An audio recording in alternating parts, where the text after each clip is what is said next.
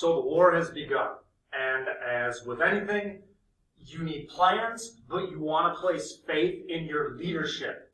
When we look at the Confederacy and the Union, there are certainly contrasting leadership styles that present themselves. Now, Jefferson Davis, former senator from Mississippi, Davis believes that if the Confederacy really wants to win, they need a strong central government to wage war. Oddly enough, he built up a federal bureaucracy of 70,000 employees, which was more than his rivals in Washington had. And it's definitely ironic for a nation that really touts itself as the champion of states' rights. However, he did spearhead the movement for a national currency, a national tax, the first conscription laws in American history. He was able to seize food and other war materials, and he even assisted in military planning. Accounts indicate that the Confederate Congress, which usually met in secret, was really anything but civil, and there wasn't much discipline either. Its members would often erupt into shouting matches, and murder occurred on at least one occasion. Davis was also unable to formally bring uniting factions of the South together. For example, small farmers still resent the plantation elite. Unionists abound in various areas, and those who owned 20 or more slaves were exempt from military service, further inflaming the tensions. In contrast, Abraham Lincoln sought a different leadership strategy. He explicitly sought to bring his former rivals into the fold, including William Seward, who became his Secretary of State, Edward Bates, who became his Attorney General, and Salmon P. Chase, who became his Secretary of the Treasury.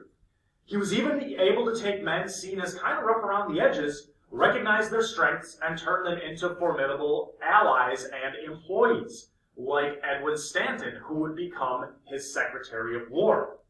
Now, really the biggest complaint of Lincoln was his perceived lack of intellect, since he wasn't formally trained as a lawyer, and he had a very traditional backwoods, self-taught education that was common on the American frontier.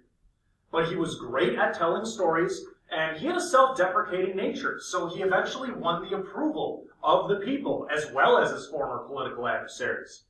He also was excellent at gauging the mood of the people.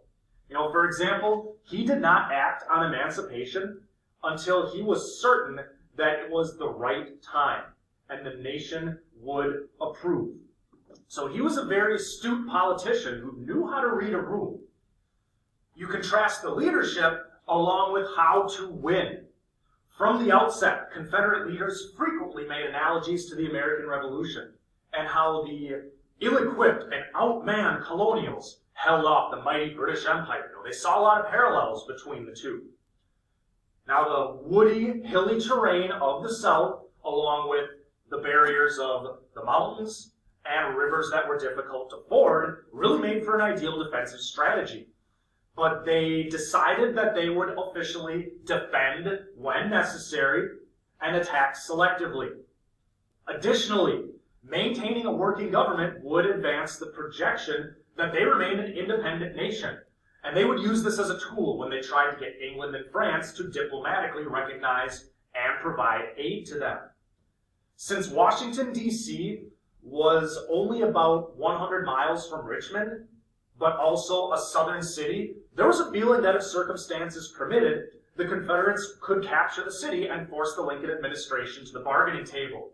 Washington, D.C. to Richmond, Virginia is basically like driving from Green Bay, Wisconsin to the airport in Milwaukee, General Mitchell.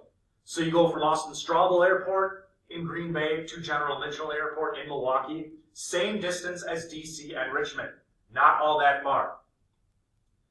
Now, 74-year-old Winfield Scott was the general-in-chief, and, he was exceptionally old, so he needed assistance to mount his horse. Scott was the architect of a plan that became known as the Anaconda Plan. An Anaconda Plan was a derogatory term that the press used to describe it. He proposed a naval blockade of key Confederate cities on the Atlantic and Gulf coasts, and a defensive blockade of the Ohio and Potomac rivers. He then wanted to send 85,000 men down the Mississippi River to control the South's commercial highway and then sever them in two. After this, the attitude is, we're on to Richmond.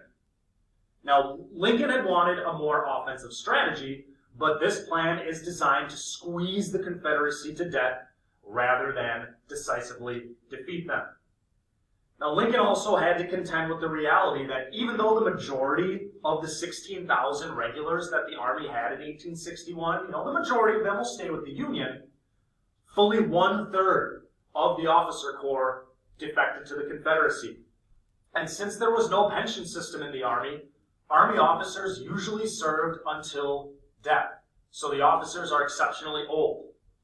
8 of the 9 highest-ranking Army officers had served in the War of 1812, although, as we saw in our last unit, a number of exceptional officers gained experience in the Mexican-American War.